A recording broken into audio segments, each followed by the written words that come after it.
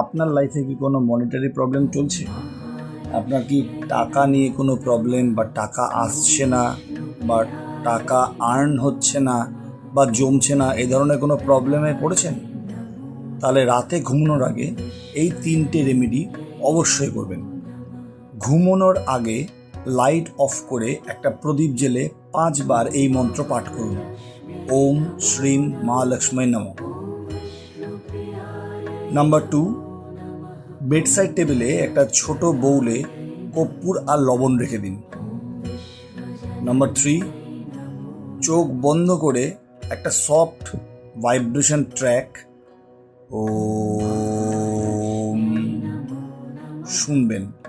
কিছুক্ষণ শুনুন, তারপর চোখ বন্ধ করে ঘুমিয়ে পড়ুন। এই 3টি উপায় ঘুমের আগে যদি আপনি করেন, তাহলে টাকার সমস্যা খুব তাড়াতাড়ি